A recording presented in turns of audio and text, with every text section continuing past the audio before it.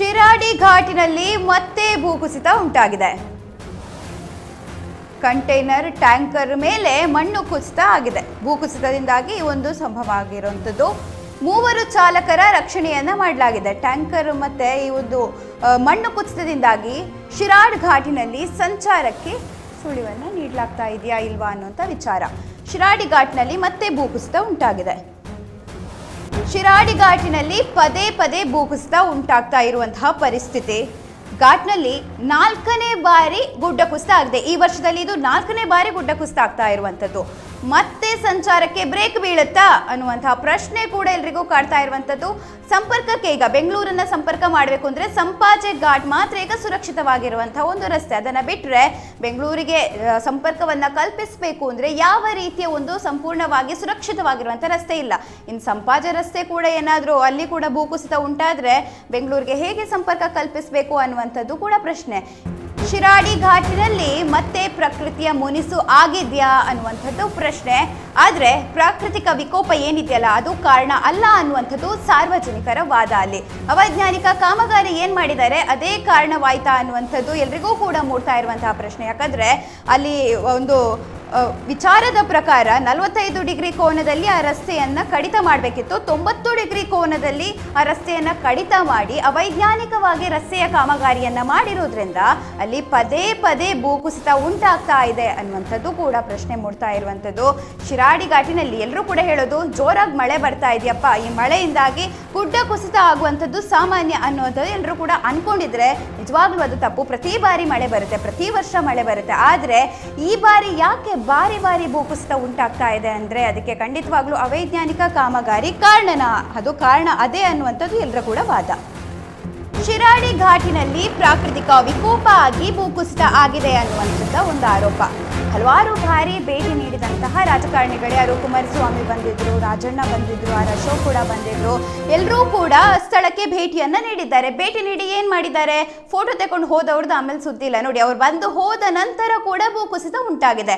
ಈಗ ಇವರ ಆಲೋಚನೆ ಏನಿರಬಹುದು ಅನ್ನುವಂಥದ್ದು ಪ್ರಶ್ನೆ. ಈಗ ಯಾವ್ದಾದ್ರು ಜೀವ ಹೋದ್ರೆ ಮಾತ್ರ ನಾವು ಪರಿಹಾರವನ್ನ ಕೊಡ್ತೀವಿ, ಆ ಕೆಲಸವನ್ನ ಸಂಪೂರ್ಣವಾಗಿ ಮಾಡ್ತೀವಿ ಅನ್ನೋದೇನಾದ್ರೂ ಸರ್ಕಾರ ನಿಲುವನ್ನ ತಗೊಂಡಿದ್ಯಾ? ಶಿರೂರಿನಲ್ಲಿ ನಡೆದೇ ಇರುವಂತಹ ಘಟನೆಗೆ ಎಲ್ಲರಿಗೂ ಕೂಡ ಗೊತ್ತಿದೆ. ಇನ್ನೂ ಕೂಡ ಅರ್ಜುನನ ಮೃತದೇಹ ಅಥವಾ ಅವನು ಬದುಕಿದ್ದಾನ ಈ ವಿಚಾರ ಇನ್ನೂ ತಿಳಿದೆ ಅಲ್ಲಿ ಏನು ಹುಡುಕಾಟ ನಡೆಸ್ತಾನೆ ಇದ್ದಾರೆ. ಅದೇ ಸಂದರ್ಭ, ಅದೇ ಪರಿಸ್ಥಿತಿ ಇನ್ನೇನು ಜೋರು ಮಳೆ ಪ್ರಾರಂಭ ಆದರೆ ಇಲ್ಲೂ ಕೂಡ ನಿರ್ಮಾಣ ಆಗುತ್ತೆ. ಆದರೆ ಇದರ ಬಗ್ಗೆ ಯಾರೂ ಕೂಡ ಯೋಚನೆ ಮಾಡ್ತಾ ಇಲ್ಲ. ಯಾಕೆ ಅನ್ನುವಂಥದ್ದೊಂದು ಪ್ರಶ್ನೆ. ನೋಡಿ, ಯಾವ ರೀತಿಯಾಗಿ ಸರತಿ ಸಾಲಿನಲ್ಲಿ ವಾಹನಗಳು ನಿಂತಿದೆ. ಈಗ ವಾಹನ ಓಡಾಟ ಮಾಡ್ತಾ ಇರಬೇಕಾದ್ರೆ ಆ ಪರ್ಸೆಂಟೇಜ್ ಕಮ್ಮಿ ಇರುತ್ತೆ. ಗುಡ್ಡಗಳು ಬಿದ್ದು ಆ ಗಾಡಿ ಮೇಲೆ ಬೀಳುವಂಥ ಪರ್ಸೆಂಟೇಜ್ ಬಹಳಷ್ಟು ಕಡಿಮೆ ಇರುತ್ತೆ. ಆದರೆ ಇಷ್ಟು ಸಾಲು ಸಾಲಾಗಿ ಈ ಗಾಡಿಗಳು ನಿಂತಿರೋ ಸಂದರ್ಭದಲ್ಲಿ ಯಾವ ಸಮಯದಲ್ಲಿ ಭೂಕುಸಿತ ಆಗುತ್ತೆ ಆಗೋದಿಲ್ಲ ಅನ್ನುವಂಥದ್ದು ಕೂಡ ಎಲ್ರಿಗೂ ಕೂಡ ಕಾಡುವಂತಹ ಪ್ರಶ್ನೆ. ಇಲ್ಲೀಗ ಯಾಕೆ ಈ ರೀತಿ ಆಗ್ತಾ ಇದೆ, ಯಾವ ರೀತಿಯ ಅವೈಜ್ಞಾನಿಕ ಕಾಮಗಾರಿ ಇಲ್ಲಿ ನಡೀತಾ ಇರುವಂಥದ್ದು.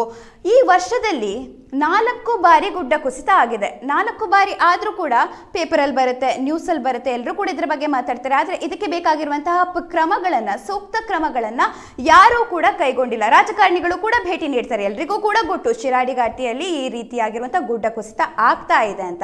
ಅದೆಲ್ಲರಿಗೂ ಕೂಡ ಗೊತ್ತಿದ್ರೂ ಕೂಡ ಇಷ್ಟು ಕಷ್ಟಪಡ್ತಾ ಇರೋದು ಯಾಕೆ ಅಂತ. ಈಗ ಇದರ ಬಗ್ಗೆ ಮಾತನಾಡೋದಕ್ಕೆ ನೇತ್ರಾವತಿ ತಿರುವು ಬಗ್ಗೆ ಯೋಜನೆಯ ಬಗ್ಗೆ ಹೋರಾಟ ಮಾಡಿದಂತಹ ದಿನೇಶ್ ಹೊಳ್ಳ ಅವರಿದ್ದಾರೆ. ಅವ್ರ ಜೊತೆ ಮಾತಾಡೋಣ.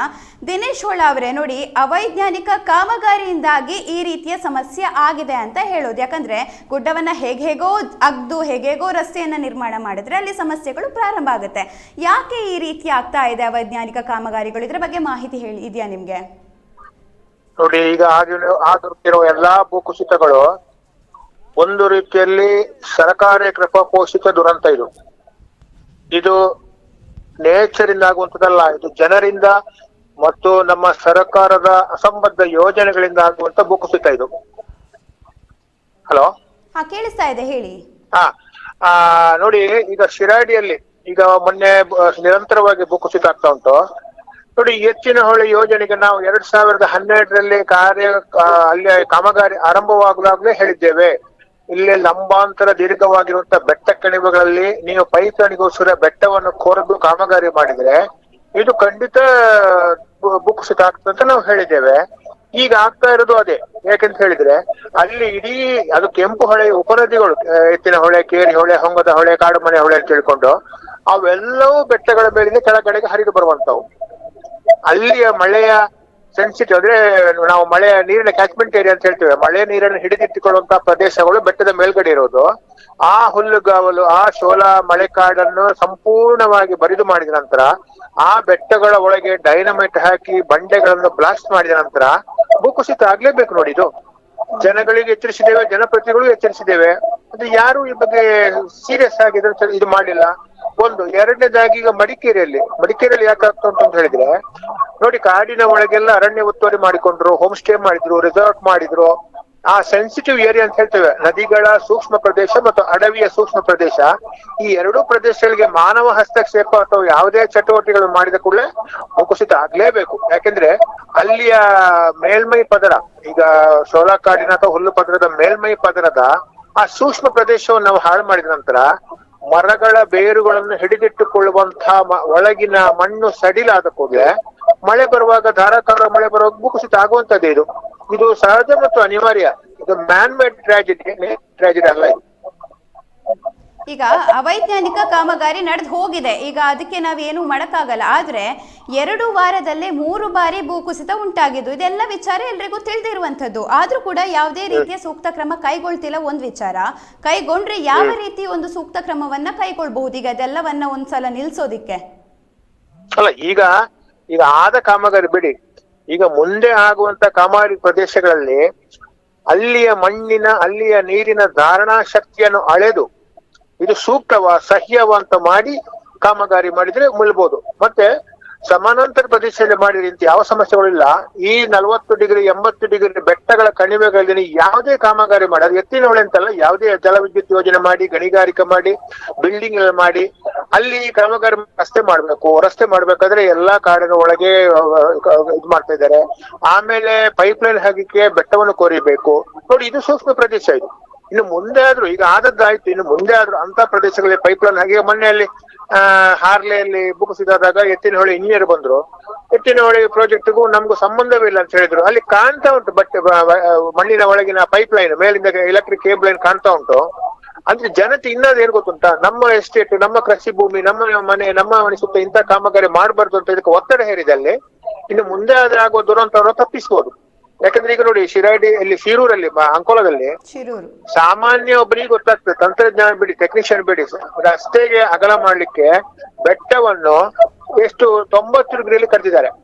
ಒಂದು 45 ಡಿಗ್ರಿಯಲ್ಲಿ ಕಡ್ದು ಅದಕ್ಕೆ ಏನಾದ್ರು ಸಿಮೆಂಟ್ ನ ಹೊದಿಕೆ ಮಾಡಿದ್ರೆ ಮುಳಿತಿತ್ತು. 90 ನೇರವಾಗಿ ಕಡ್ದಿದ್ದಾರೆ, ಬೀಳ್ಲೇಬೇಕು. ಅದಕ್ಕೆ ಯಾವ ಒಂದು ಮುಂಜಾಗ್ರತಾ ಕ್ರಮವನ್ನು ಕೈಗೊಳ್ಳದೆ ಭೂಕುಸಿತ ಆಗ್ತಾ ಉಂಟು. ಅದ ಕಾರಣ ಇದು ಮಾನವ ಹಸ್ತಕ್ಷೇಪ, ಸರ್ಕಾರದ ಅವೈಜ್ಞಾನಿಕ ಪ್ರಾಜೆಕ್ಟ್ಗಳ ಮುಂದೆ ಆಗುವಲ್ಲಿ ಜನತೆ ಪ್ರತಿಭಟಿಸಬೇಕು, ಇದನ್ನ ತಡಿಬೇಕು. ಇಲ್ಲಾಂದ್ರೆ ಈ ದುರಂತಗಳೇನು ಶಾಶ್ವತವಾಗಿರುವಂತದ್ದು. ಹೌದು, ಶಾಶ್ವತವಾಗಿರುವಂತದ್ದು. ಅದಕ್ಕೆ ಯಾರು ಕೂಡ ಯೋಚನೆ ಮಾಡ್ತಾ ಇಲ್ಲ ಅನ್ನುವಂಥದ್ದು. ಮಾಡ್ತಾ ಇಲ್ಲ. ಈಗ ಜನಪ್ರತಿನಿಧಿಗಳು ಈಗ ಆಯ್ತು, ಈಗ ಇದು ನಮ್ಗೆ ಭೂಕುಸಿತ ಹೊಸ್ತಲ್ಲ. ಮಡಿಕೇರಿಯಿಂದ 2018ರಿಂದ ಪ್ರತಿ ವರ್ಷ ಮಡಿಕೇರಿ, ಚಿಕ್ಕಮಗಳೂರು, ಮೂಡಿಗೆರೆ ಎಲ್ಲ ಆಗ್ತಾ ಉಂಟು. ಹಾಗಾದ್ರೆ ದುರಂತಕ್ಕೆ ಕಾರಣ ಏನು? ಶಾಶ್ವತವಾಗಿ ದುರಂತ ಭೂಕುಸಿತ ಆಗದಂತ ಯೋಜನೆಗಳು ಮಾಡ್ಬೇಕು, ಅದು ಪರಿಹಾರ. ಇದು ಕೇವಲ ಸತ್ತ ಜಾಗವು ಸಾಂತ್ವನ ಹೇಳೋದು, ಪರಿಹಾರ ಹೇಳೋದು ಅದು ಶಾಶ್ವತ ಅಲ್ಲ. ಅದು ಮತ್ತೆ ಪರಿಗಣಿಸ್ತದೆ. ವಯನಾಡಲ್ಲಿ ಆಗ್ತದೆ, ಚಿಕ್ಕಮಗಳೂರು ಆಗ್ತದೆ, ಮಡಿಕೇರಿ ಮುಂದಿನ ವರ್ಷ ಇನ್ನೊಂದು ಭೂಕುಸಿತ ಆಗ್ತದೆ. ಆದ ಕಾರಣ ಈ ನಮ್ಮ ಎಲ್ಲ ಪಶ್ಚಿಮ ಘಟ್ಟದ ಸೂಕ್ಷ್ಮ ಸೆನ್ಸಿಟಿವ್ ಏರಿಯಾಗಳಲ್ಲಿ ಇನ್ನು ಯಾವುದೇ ಕಾಮಗಾರಿ ಮಾಡುವಾಗ ಕೂಡ ಇದು ದುರಂತಕ್ಕೆ ಶಕ್ತವ ಸಾಮರ್ಥ್ಯ ನೋಡಿಕೊಂಡು ಅದರ ಧಾರಣಾ ಶಕ್ತಿಯನ್ನು ಮೀರಿ ತಜ್ಞರ ಹೇಳಿಕೆಯನ್ನು ಪಡೆದು ಕಾಮಗಾರಿ ಮಾಡ್ಬೇಕು ಮುಂದಿನ ದಿನಗಳಲ್ಲಿ. ಥ್ಯಾಂಕ್ ಯು ಸರ್ ನಿಮ್ಮೆಲ್ಲ ಮಾಹಿತಿಗಾಗಿ. ಅವೈಜ್ಞಾನಿಕ ಕಾಮಗಾರಿಯೇ ಕಾರಣವಾಯ್ತಾ ಅನ್ನುವಂಥದ್ದು ಪ್ರಶ್ನೆ. ಆದರೆ ಆಗಿರುವಂಥದ್ದು ಅವೈಜ್ಞಾನಿಕ ಕಾಮಗಾರಿಯೇ. ಯಾಕಂದರೆ ನೀವೇ ಗೊತ್ತಾಗ್ತಾ ಇದೆ, ಪ್ರಾಕೃತಿಕ ವಿಕೋಪ ಅನ್ನುವಂಥದ್ದು ಅದೊಂದು ಪೊಳ್ಳು ದೂರನ್ನು ಕೊಡ್ತಾ ಇರುವಂಥದ್ದು. ಯಾಕಂದರೆ ಯಾವಾಗಲೂ ಮಳೆ ಬರ್ತಾನೆ ಇರುತ್ತೆ, ಮಳೆ ಯಾವತ್ತೂ ಬರಲ್ಲ ಅಂತ ಇರುತ್ತೆ. ಎಷ್ಟು ಮಳೆ ಬರಬೇಕು ಅಷ್ಟು ಮಳೆ ಬಂದೇ ಬರುತ್ತೆ, ಅದರಲ್ಲಿಗೂ ಕೂಡ ಗೊತ್ತಿರುತ್ತೆ. ಮಳೆ ಬಂದಾಗ ಯಾವ ರೀತಿಯ ಮುನ್ನೆಚ್ಚರಿಕೆ ಕ್ರಮಗಳನ್ನು ಕೈಗೊಳ್ಳಬೇಕು, ಸರಿ ಆ ಸಮಯದಲ್ಲಿ ಮುನ್ನೆಚ್ಚರಿಕೆ ಕ್ರಮಗಳನ್ನು ಸರ್ಕಾರ ಕೈಗೊಂಡಿಲ್ಲ. ಈ ರೀತಿಯಾಗಿ 2 ವಾರ ವಾರಕ್ಕೆ 3 ಬಾರಿ ಭೂಕುಸಿತ ಆಗಿರುವಂತಹ ಪ್ರದೇಶದಲ್ಲಿ ಕೂಡ ಇನ್ನೂ ಕೂಡ ಯಾವುದೇ ಮುನ್ನೆಚ್ಚರಿಕೆ ಕ್ರಮಗಳನ್ನು ಕೈಗೊಂಡಿಲ್ಲ, ಯಾವುದೇ ರೀತಿಯ ಸೂಕ್ತ ಕ್ರಮಗಳನ್ನು ಕೈಗೊಂಡಿಲ್ಲ ಅಂದ್ರೆ ನಿಜವಾಗ್ಲೂ ಯಾವ ರೀತಿಯ ಬೇಜವಾಬ್ದಾರಿ ಸರ್ಕಾರದ್ದು ಅನ್ನುವಂಥದ್ದು ಈಗ ಎಲ್ಲರೂ ಕೂಡ ಪ್ರಶ್ನೆ. ಸಾರ್ವಜನಿಕರು ಕೂಡ ಅದೇ ಹೇಳೋದು, ಪ್ರಾಕೃತಿಕ ವಿಕೋಪ ಕಾರಣ ಆಗಿಲ್ಲ, ಅವೈಜ್ಞಾನಿಕವಾಗಿ ಗುಡ್ಡವನ್ನ ಅಗ್ದು ರಸ್ತೆಯನ್ನ ನಿರ್ಮಾಣ ಮಾಡಿದ್ದಾರೆ, ಸುರಂಗವನ್ನ ಕೂಡ ಮಾಡ್ತಾ ಹೋಗ್ತಾರೆ, ಇದಕ್ಕೆ ಸರ್ಕಾರವೇ ನೇರ ಹೊಣೆಯಾಗುತ್ತೆ ಅಂತ. ಈಗ ಸರ್ಕಾರ ನೇರ ಹೊಣೆ ಯಾವಾಗ ಆಗುತ್ತೆ? ಈಗ ಸರ್ಕಾರಕ್ಕೆ ನಾವು ಕೇಳ್ತಾ ಇರುವಂತಹ ಪ್ರಶ್ನೆ, ಯಾವುದಾದ್ರೂ ಜೀವ ಹೋದ ನಂತರ ಏನಾದ್ರೂ ಇವರು ಮಾತಾಡ್ತಾರಾ ಅನ್ನುವಂಥದ್ದು ಈಗ ಎಲ್ರಿಗೂ ಕೂಡ ಕೇಳ್ತಾ ಇರುವಂಥದ್ದು. ಈಗ ನಮ್ಮ ಜೊತೆಗೆ ಪ್ರಾಜೆಕ್ಟ್ ಡೈರೆಕ್ಟರ್ ಆಗಿರುವಂತಹ ದೊಡ್ಡ ತಪ್ಪಲಿನ ಪ್ರಾಜೆಕ್ಟ್ ಡೈರೆಕ್ಟರ್ ಆಗಿರುವಂತಹ ಪ್ರವೀಣ್ ಅವರಿದ್ದಾರೆ. ಪ್ರವೀಣ್ ಅವರೇ, ಈ ರೀತಿಯಾಗಿರುವಂತಹ ಅವೈಜ್ಞಾನಿಕ ಕಳಪೆ ಕಾಮಗಾರಿಯಿಂದಾಗಿ ಈ ರೀತಿಯಂತಹ ಒಂದು ದುಸ್ಥಿತಿ ಸಂಭವಿಸಿದೆ ಅನ್ನುವಂಥದ್ದು ಶಿರಾಡಿ ಘಾಟಿನಲ್ಲಿ, ದೊಡ್ಡ ತಪ್ಪಲಿನಲ್ಲಿ ಅನ್ನುವಂಥದ್ದು ಎಲ್ಲರ ವಾದ, ಸಾರ್ವಜನಿಕರ ವಾದ ಕೂಡ ಹೌದು. ಏನ್ ಹೇಳ್ತೀರಿ ಇದ್ರ ಬಗ್ಗೆ? ಮೇಡಮ್, ಇದು texture, soil texture is different. Now today what has happened, Geological Survey India of people are coming and they'll give a report, madam, what is to be done. ಅಂದ್ರೆ ರಿಪೋರ್ಟ್ ಮೂಲಕ ನೀವು ಹೇಳ್ತಿದ್ದೀರಾ ವೈಜ್ಞಾನಿಕ ಕಾಮಗಾರಿ ಅಲ್ಲ, ಸಾಯಿಲ್ ನಿಂದ ಈ ರೀತಿ ಆಗಿದೆ ಅನ್ನುವಂಥದ್ದು. Soil no, it is okay. The construction is as per the contract agreement. So ಇದರ ಬಗ್ಗೆ ನೀವು ಮುಂಜಾಗ್ರತಾ ಕ್ರಮ ಯಾಕೆ ತಗೊಳ್ಳಿಲ್ಲ ಮುಂಚೆನೆ? ಏನ್ madam, hilly regions these things have happens, but what has happened in this particular location is the water is percolating inside the hill. That is creating problem. So it's not about ಹಂಗ ಆಗ್ಬೇಕಂದ್ರೆ ಎಲ್ಲಾ ಕಡೆ ಆಗ್ಬೇಕೇನ? ಇದು ಪರ್ಕಲೇಟ್ ಆಗ್ತಾ ಇದೆ water madam, ಅದರಿಂದ ಒಳಗಡೆಯಿಂದ. ಈಗ ಆಗ್ತಾ ಇದೆ ಅಲ್ವಾ ಇಲ್ಲಿ ಶಿರಾಡಿ ಘಾಟಿಯಲ್ಲಿ? ಇನ್ ದಿಸ್ ವೀಕ್ 2ನೇ ಬಾರಿ ಆಗ್ತಾ ಇರುವಂತದ್ದು ಅಲ್ಲ, 3ನೇ ಬಾರಿ ಆಗ್ತಾ ಇರುವಂತದ್ದು. ಸೊ ಇದನ್ನ ತಡೆಯೋ ಪ್ರಯತ್ನ ಏನು, ಸ್ಟಾಪ್ ಮಾಡುವಂತ ಪ್ರಯತ್ನ ಏನು? Madam, till the rain stops we have to clear the mud, and the rain stops, one committee is formed by NHHQ with experts, and one more geological committee is coming. ಅವ್ರ ಇಬ್ಬರು suggest ತಗೊಂಡು ನಾವು concrete returning ಅಲ್ಲಿ ಏನಾದ್ರು ಮಾಡ್ಬೇಕು, ಅವ್ರು ಏನ್ suggest ಮಾಡ್ತಾರೆ ನೋಡ್ಬೇಕು ಮೇಡಮ್. ಸರ್, ನೋಡ್ಬೇಕು ಅನ್ನುವಂಥದ್ದು ಈ ವಿಚಾರ ಹೇಗೆ, ಯಾವಾಗ ಆಗುತ್ತೆ? ಯಾಕಂದ್ರೆ ಭೂಕುಸಿತ ಆಗ್ತಾನೆ ಇದೆ, ಯಾವ ರೀತಿಯಲ್ಲಿ ಜನ ಇಲ್ಲಿ ಓಡಾಟ ನಡೆಸೋದಕ್ಕೆ ಸಾಧ್ಯ ಆಗುತ್ತೆ? ಯಾವ ರೀತಿ ಇದು ಆನ್ಸರ್ ನಿಮ್ದು? Madam, can you reply answer, tell me again. ಈಗ ನೋಡೋಣ ಅಂದ್ರೆ ವರ್ಕ್ ಮಾಡೋದು, ಅದನ್ನ ಏನು as per agreement we have to cut the slope and do 4-lane widening, but it is not withstanding because of the soil percolation. Okay. See, for that committee, experts committee is required. That's why they have appointed an expert committee. Why this is happening, they will study and they will give a report in 1 week. Based on that we will follow. Okay, then ಯಾವಾಗ ಇದಕ್ಕೊಂದು ಪರಿಹಾರ ಸಿಗ್ಬಹುದಪ್ಪ? ಇನ್ನೊಂದು ಭೂಕುಸಿತ ಆಗೋ ತನಕ ಏನಾದ್ರು white ಮಾಡೋದಂತದ್ದು ಏನಾದ್ರು ಇದೆಯಾ, ಅಥವಾ ಅದಕ್ಕಿಂತ ಮುಂಚೆ ಇದಕ್ಕೆ ಬೇಕಾಗಿರುವಂತಹ? ಇಲ್ಲ, ಇವಾಗ ಬಂದಿದ್ದವ್ರು ಎಲ್ಲಾ ರೀಚಸ್ ಸ್ಟಡಿ ಮಾಡ್ತಾರೆ ಮೇಡಮ್, ಒಂದೇ ಕಾಮನ್ ರಿಪೋರ್ಟ್ ಕೊಡ್ತಾರೆ ಈಗ, because the soil is same. That's why common ರಿಪೋರ್ಟಿಗೆ ವೆಯ್ಟ್ ಮಾಡಬೇಕಾಗತ್ತಾ, ಅಥವಾ ಅಲ್ಲಿ ಬೇಕಾಗಿರುವಂತಹ ತುರ್ತು ಏನ್ ರಕ್ಷಣೆ ಮಾಡಬೇಕಲ್ಲ ಅದನ್ನ ಮಾಡಬೇಕಾಗುತ್ತಲ್ವಾ? Rain should stop, madam. For doing any concrete work, rain should stop him. No, if it is not stop, then what was the next movement? Next movement is either we have to close the traffic, because that is not possible. See, when we open the road, it is a threat to the people. Okay. We have to divert the traffic, madam. Okay, sir. Thank you for the information. Okay, ma'am. Thank you. ನೋಡಿ ಯಾವ ರೀತಿಯಾಗಿ ಹೇಳ್ತಾ ಇದ್ದಾರೆ ಅಂತ. ಮಳೆ ನಿಂತರೆ ನಾವು ಅದರ ಮುಂದಿನ ಕಾರ್ಯಾಚರಣೆಯನ್ನ ಮಾಡಬಹುದು ಅಂತ ಅವರು ಹೇಳ್ತಾ ಇರುವಂಥದ್ದು. ಮಳೆ ನಿಂತಿಲ್ಲಪ್ಪ, ಗಾಡಿಗಳು ಓಡಾಡೋದಕ್ಕೆ ಬಿಡ್ತೀವಿ, ಆವಾಗ ಏನ್ ಮಾಡೋದು? ಇದು ಪ್ರಶ್ನೆ. ಯಾರು ಅದಕ್ಕೆ ಉತ್ತರ ಕೊಡಬೇಕು, ಅವರೇ ಸರಿಯಾಗಿರುವಂಥ ಉತ್ತರವನ್ನು ಕೊಡ್ತಿಲ್ಲ. ಅವ್ರು ಏನು ಹೇಳ್ತಾರೆ, ರಿಪೋರ್ಟ್ ಬರಬೇಕು, ಅದನ್ನು ನಾವು ಅನಲೈಸ್ ಮಾಡಬೇಕು, ಅದಾದಮೇಲೆ ಏನು ಮಾಡಬೇಕು ಅನ್ನೋದನ್ನು ಯೋಚನೆ ಮಾಡಬೇಕು ಅಂತ. ಇಷ್ಟೆಲ್ಲ ಯೋಚನೆ ಮಾಡಿದಾಗ ಅದನ್ನು ಮಳೆ ಕೇಳುತ್ತಾ, ಪ್ರಕೃತಿಗೆ ಗೊತ್ತಿದೆಯಾ, ಅಲ್ಲಿರುವಂಥ ಮರಗಳಿಗೆ ಗೊತ್ತಿದೆಯಾ, ಅದು ಗುಡ್ಡ ಗೊತ್ತಿದೆಯಾ, ನನಗೀಗ ರಿಪೋರ್ಟ್ ಬರಬೇಕು, ನಾನು ಅದಾದಮೇಲೆ ಇದರ ಬಗ್ಗೆ ಡಿಸಿಷನ್ ಅನ್ನು ತಗೊಳ್ತೇನೆ ಅಂತ ಅಲ್ಲಿರುವಂತಹ ಮರಗಳಿಗೆ, ಅಲ್ಲಿರುವಂತಹ ಮಣ್ಣಿಗೆ ಈ ವಿಚಾರಗಳು ಗೊತ್ತಿರುತ್ತೆ? ಯಾವುದು ಗೊತ್ತಿರೋದಿಲ್ಲ. ಆದರೆ ಈ ರೀತಿಯ ಉತ್ತರ ಕೊಡೋದು ನಿಜವಾಗ್ಲೂ ಬಾಲಿಶ ಅಂತ ಅನಿಸುತ್ತೆ. ಇದರ ಬಗ್ಗೆ ನಿಜವಾಗ್ಲೂ ಸರ್ಕಾರ ಕ್ರಮ ಕೈಗೊಳ್ಬೇಕಾಗತ್ತೆ. ಯಾಕಂದರೆ ಎರಡೇ ವಾರದಲ್ಲಿ 3 ಬಾರಿ ಗುಡ್ಡ ಕುಸಿತ ಉಂಟಾಗಿರುವಂಥದ್ದು ನಿಜವಾಗ್ಲೂ ವಿಶೇಷವಾಗಿರುವಂಥದ್ದು. ಈಗ ನಮ್ಮ ಜೊತೆಗೆ ಪರಿಸರವಾದಿ ಶಶಿಧರ ಶೆಟ್ಟಿ ಅವರಿದ್ದಾರೆ, ಅವ್ರ ಜೊತೆ ಮಾತಾಡೋಣ. ಪರಿಸರ ಅಂದರೆ ಪ್ರಾಕೃತಿಕವಾಗಿ ಈ ರೀತಿ ಮಳೆ ಬಂದಿರೋದ್ರಿಂದ ಗುಡ್ಡ ಕುಸಿತ ಉಂಟಾಗಿದೆ ಅನ್ನುವಂಥದ್ದು ಈಗ ಎಲ್ಲರೂ ಕೂಡ ಸರ್ಕಾರ ಎಲ್ಲ ಹೇಳ್ತಾ ಇರುವಂತಹ ಮಾತು ಎಲ್ರಿಗೂ. ಆದರೆ ಎಲ್ರಿಗೂ ಕೂಡ ಗೊತ್ತು ಅವೈಜ್ಞಾನಿಕ ಕಾಮಗಾರಿಯಿಂದ ಆಗಿರುವಂಥದ್ದು. ಯಾವ ರೀತಿ ಈ ರೀತಿ ಒಂದು ಸಮಸ್ಯೆ ಆಗ್ತಾ ಇದೆ? ಈಗ 2 ವಾರದಲ್ಲಿ 3 ಬಾರಿ ಗುಡ್ಡ ಕುಸಿತ ಉಂಟಾಗಿದೆ ಅಂದರೆ ಇದನ್ನು ತಡ್ಕೊಳ್ಳುವಂಥ ಶಕ್ತಿ ಪ್ರಕೃತಿಗೆ ಇರೋದಿಲ್ಲ ಅಲ್ವಾ? ಮೇಡಮ್, ಈಗ ಪಶ್ಚಿಮ ಘಟ್ಟ ಅನ್ನುವಂಥದ್ದು ನಮ್ಮಲ್ಲಿ ರಾಜಕಾರಣಿಗಳಿಗೆ ಮತ್ತೆ ಕೆಲವೊಂದು ಅಧಿಕಾರಿಗಳಿಗೆ ಇದೊಂಥರ ಈ ದುಡ್ಡು ಮಾಡ್ಲಿಕ್ಕೆ ಇರ್ತಕ್ಕಂತ ಒಂದು ಪ್ಲಾಟ್ಫಾರ್ಮ್ ಆಗಿ ಹೋಗಿದೆ. ನನ್ನ ವಾಯ್ಸ್ ಕೇಳ್ತಾ ಇದೆಯಾ? ಇಪ್ಪ ಆಗ್ತಾ ಉಂಟಂತ? ಓಕೆ. ಪ್ರೊಫೆಸರ್ ಮಾಧವ್ ಗಾಡ್ಗಿಲ್ ಅವರು 14 ವರ್ಷಗಳ ಹಿಂದೆ ನಮ್ಮ ಇಡೀ ಪಶ್ಚಿಮ ಘಟ್ಟಗಳ ರಕ್ಷಣೆಗೆ ಒಳ್ಳೇದೊಂದು ರಿಪೋರ್ಟ್ ಕೊಟ್ರು.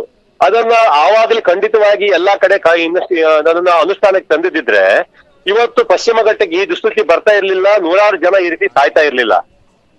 ಆದ್ರೆ ನಮ್ಮಲ್ಲಿ ಏನಾಗಿದೆ, ಪಶ್ಚಿಮ ಘಟ್ಟವನ್ನ ಆಕ್ರಮಣ ಮಾಡ್ಕೊಂಡು ಅಲ್ಲಿ ರಬ್ಬರು ಮತ್ತೆ ಅಡಿಕೆ ಮತ್ತೊಂದಿಷ್ಟು ಕೃಷಿ ಒತ್ತುವರಿ ಮಾಡ್ಕೊಂಡವರ ಮಾಫಿಯಾದವರ ಮತ್ತೆ ಅಲ್ಲಿ ರಾಜಕಾರಣಿಗಳ ಒತ್ತಡದಿಂದಾಗಿ ಇವತ್ತು ಗಾಡ್ಗಿಲ್ ವರದಿ ಅನುಷ್ಠಾನಕ್ಕೆ ತರಲಿಲ್ಲ. ಅದ್ರ ನಂತರ ಕಸ್ತೂರಿ ರಂಗನ್ ವರದಿ ಬಂತು. ಗಾಡ್ಗಿಲ್ ವರದಿಯನ್ನ 35% ಜೊತೆಗೆ ಟ್ರಿಮ್ಮಿಂಗ್ ಮಾಡಿ space scientist Kasturi Rangan report ಕೊಟ್ರು. ಆ ವರದಿಯನ್ನು ಅನುಷ್ಠಾನಕ್ಕೆ ಮಾಡಲಿಲ್ಲ. ಅದರಲ್ಲಿ ಹೆಚ್ಚಾಗಿ ಕೇರಳದವರು ತುಂಬಾ ಅಪೋಸ್ ಮಾಡಿದ್ರು. ಕೇರಳದ ವೈನಾಡ್ನಲ್ಲಿ ನಿನ್ನೆ ಮೊನ್ನೆ ಆದಂತ ಏನು ಅವಘಡ ಏನಿದೆ, ಈ ವೈನಾಡನ್ನ ಉಲ್ಲೇಖಿಸಿ ಪ್ರೊಫೆಸರ್ ಮಾಧವ್ ಗಾಡ್ಗಿಲ್ ಅವರು 14 ವರ್ಷ ಹಿಂದೆ ಅಲ್ಲಿ ಹೇಳಿದ್ರು ಇಲ್ಲಿ ಡಿಸಾಸ್ಟರ್ ಆಗುತ್ತೆ, ಇದೇ ರೀತಿಯಲ್ಲಿ ಅಭಿವೃದ್ಧಿ ಹೆಸರೊಳಗೆ ಹೋಮ್ ಸ್ಟೇ ರೆಸಾರ್ಟ್ ಗಳನ್ನ ಮಾಡ್ಕೊಂಡು ಮರಗಳನ್ನ ಕಟ್ಕೊಂಡು ಇವತ್ತು ನೀವು ವಿಡಿಯೋಲ್ಲಿ ನೋಡ್ಬೋದು ಆ ಭಾಗದಲ್ಲಿ ಎಲ್ಲ ಏನು ದೊಡ್ಡ ದೊಡ್ಡ ಮರಗಳನ್ನ ಇವರು ಹೋಮ್ ಸ್ಟೇ ರೆಸಾರ್ಟ್ ಮಾಡುವವರು ಕಡಿದು ನೆಲದಡಿ ಹೂತಾಕಿದ್ರು. ಅದೆಲ್ಲ ಇವತ್ತು ಮಳ್ಳದಲ್ಲಿ ಮೇಲೆ ಬಂದಿದೆ. ಇವೆಲ್ಲ ಪಶ್ಚಿಮ ಘಟ್ಟಗಳ ಮೇಲೆ ಮಾಡ್ತಕ್ಕಂತ ಮಾರಣಾಂತಿಕ ಆಘಾತಗಳ ಪರಿಣಾಮವಾಗಿ ಹೊರತು ಮತ್ತೇನಲ್ಲ.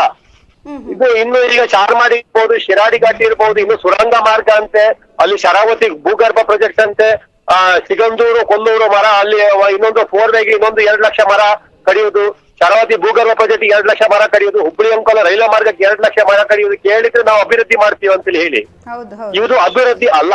ಇವರು ಸಾಮಾಜಿಕ ಜನರ ಜೀವನದ ಜೊತೆ ಚೆಲ್ಲಾಟ ಆಡ್ತಾ ಇದ್ದಾರೆ ರಾಜಕಾರಣಿಗಳು ಮತ್ತೆ ಅಧಿಕಾರಿಗಳು.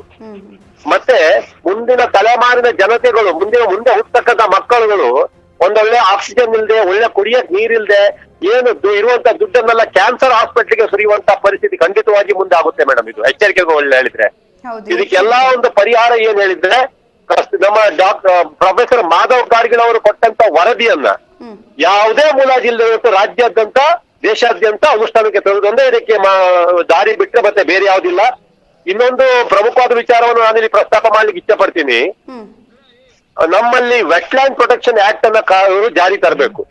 ಯಡಿಯೂರಪ್ಪನವರು ಮುಖ್ಯಮಂತ್ರಿ ಸ್ಥಾನದಿಂದ ಇಳಿಯುವಾಗ 1 ತಿಂಗಳ ಮೊದಲು ವೆಟ್ಲ್ಯಾಂಡ್ ಪ್ರೊಟೆಕ್ಷನ್ ಆಕ್ಟ್ ಅಂದ್ರೆ ಇಲ್ಲಿ ಕೃಷಿ ಕರ್ನಾಟಕ ಭೂಕಂದಾಯ ಅಧಿನಿಯಮಕ್ಕೆ ತಿದ್ದುಪಡಿ ತಂದು ಕೃಷಿ ಭೂಮಿಯನ್ನ ರಾಜಕಾರಣಿಗಳು ಪರ್ಚೇಸ್ ಮಾಡ್ಬೋದು, ಬಿಸ್ನೆಸ್ ಮ್ಯಾನ್ಗಳು ಪರ್ಚೇಸ್ ಮಾಡ್ಬೋದು. ಒಬ್ಬೊಬ್ಬ ರಾಜಕಾರಣಿ 435 ಎಕರೆ ಪರ್ಚೇಸ್ ಮಾಡ್ಬೋದು, ಅವ್ನ ಹೆಂಡತಿ 435 ಎಕರೆ, ಅವ್ನ ಮಕ್ಕಳು 435 ಎಕರೆ ಪರ್ಚೇಸ್ ಮಾಡ್ಬೋದು ಅಂತ ಶಾಸನ ಮಾಡಿ ಹೋದ್ರು. ಪರಿಣಾಮವಾಗಿ ಇವತ್ತು ಎಲ್ಲಿ ಲೋಕಾಯುಕ್ತ ರೇಡ್ಗಳಾಗುತ್ತಾ ಉಂಟು. ಈ ಭ್ರಷ್ಟ ಸರ್ಕಾರಿ ಅಧಿಕಾರಿಗಳು ಒಬ್ಬ ಅವನ ಹೆಸರಲ್ಲಿ, ಅವ್ನ ಹೆಂಡತಿ ಮಕ್ಕಳ ಹೆಸರೊಳಗೆ, ಭಾವನಂಟದ ಹೆಸರೊಳಗೆ 100-200 ಎಕರೆ ಸರ್ಕಾರಿ ಕೃಷಿ ಭೂಮಿಯನ್ನು ಖರೀದಿ ಮಾಡ್ಕೊಂಡಿದ್ದಾರೆ. ಇನ್ನು ಮುಂದಿನ ದಿನಗಳಲ್ಲಿ ಕೃಷಿ ಭೂಮಿಗೆಲ್ಲ ಕೆಂಪು ಮಣ್ಣು ತುಂಬಿ ಲೇಔಟ್ ಮಾಡ್ತಾರೆ, ರೆಸಾರ್ಟ್ ಮಾಡ್ತಾರೆ, ಹೋಮ್ ಸ್ಟೇ ಮಾಡ್ತಾರೆ, ಮತ್ತೆ ಕೈಗಾರಿಕೆಗಳನ್ನು ಮಾಡ್ತಾರೆ. ಮುಂದಿನ ಜನ ಮಕ್ಕಳು ತಿನ್ನಕ್ಕೆ ಅನ್ನ ಸಿಗಲಿಕ್ಕಿಲ್ಲ. ಇದನ್ನೆಲ್ಲ ಸರ್ಕಾರ ಇವರು ವಿಧಾನಸಭೆಯಲ್ಲಿ ಇದನ್ನು ಪ್ರಶ್ನೆ ಮಾಡೋದ್ ಬಿಟ್ಟು, ಇದ್ರ ಬಗ್ಗೆ ಚರ್ಚೆ ಮಾಡೋದ್ ಬಿಟ್ಟು, ನೀನ್ ಇಷ್ಟು ತಿಂದಿದ್ಯಾ, ಮೂಡ ಆಗರದ ನೀ ಇಷ್ಟು ತಿಂದಿದ್ಯಾ, ಪರಶುರಾಮ ಮೂರ್ತಿಯಲ್ಲಿ ನೀ ಇಷ್ಟು ತಿಂದಿದ್ಯಾ, ನೀ ಕಳ್ಳ ಅಂತ ಅವರು ಪಾದಯಾತ್ರೆ ಮಾಡೋರೊಬ್ರು, ಮತ್ತೊಂದಿಷ್ಟು ಜನ ಭಜನೆ ಮಾಡೋರು.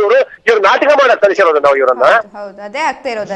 ಇವರು ಚರ್ಚೆ ಆಗ್ಬೇಕಾಗಿರೋದು ಇವರ ವಿಧಾನಸಭೆಯಲ್ಲಿ ಪರಿಸರ ರಕ್ಷಣೆ, ಈ ವನ್ಯಜೀವಿ ರಕ್ಷಣೆ, ಈ ನಮ್ಮ ಭೂಕುಸಿತದ ಒಂದು ತಡೆ, ಶಾಶ್ವತವಾದಂತ ಒಂದು ಮನುಷ್ಯನ ಬದುಕಿಗೆ, ನೆಮ್ಮದಿಯ ಬದುಕಿಗೆ ಭದ್ರತೆಯನ್ನು ಒದಗಿಸಿದ ಅದ್ರ ಬಗ್ಗೆ ಚರ್ಚೆ ಮಾಡೋದು ಬಿಟ್ಟು, ಇಡೀ ಕಳ್ಳರು 224 ಜನ ಕಳ್ಳರು ಸೇರ್ಕೊಂಡು ನೀ ಎಷ್ಟು ತಂದಿ ಅಂತ ಮಾದಾಮರಿಯಾದ ಬಿಟ್ಟು ಇವತ್ತು ಒಬ್ಬರ ಮೇಲೆ ಒಬ್ಬರು ಆರೋಪ ಮಾಡ್ಕೊಳ್ತಾ ಇದ್ದಾರೆ.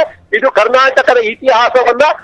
ಕರ್ನಾಟಕದ ಇತಿಹಾಸದಲ್ಲಿ ನಾಚಿಕೆಗೇಡಿರ್ತಕ್ಕಂಥ ಒಂದು ವ್ಯವಹಾರ ಇವತ್ತು ನಮ್ಮ ವಿಧಾನಸಭೆಯಲ್ಲಿ ಆಗ್ತಾ ಇದೆ ಮೇಡಮ್. ಹೌದು ಸರ್, ಈಗ ಇಲ್ಲಿ ನೋಡ್ತಾ ಇದ್ದೀರಾ, 2 ವಾರದಲ್ಲಿ 3 ಬಾರಿ ಗುಡ್ಡ ಕುಸಿತ ಆಗಿದ್ರು ಕೂಡ 3 ಬಾರಿ ಆದ್ರೂ ಆಗ್ಲಿ, ಇನ್ನು 5 ಬಾರಿ 4 ಬಾರಿ ಈಗ ಶಿರೂರಿನ ಘಟನೆ ಇಲ್ಲಿ ಆದ್ರೂ ಕೂಡ ನಮ್ಗೆ ಏನು ಕ್ಯಾರ್ ಇಲ್ಲ ಅನ್ನೋದು ಸರ್ಕಾರದ ನಿಲುವು ಅನ್ನೋ ತರ ಅವರ ಬಿಹೇವಿಯರ್ ಇದೆ. ಅಥವಾ ಯಾರು ಕೂಡ ಇದ್ರ ಬಗ್ಗೆ ಅಷ್ಟು ಯೋಚನೆ ಮಾಡ್ತಾ ಇಲ್ಲ.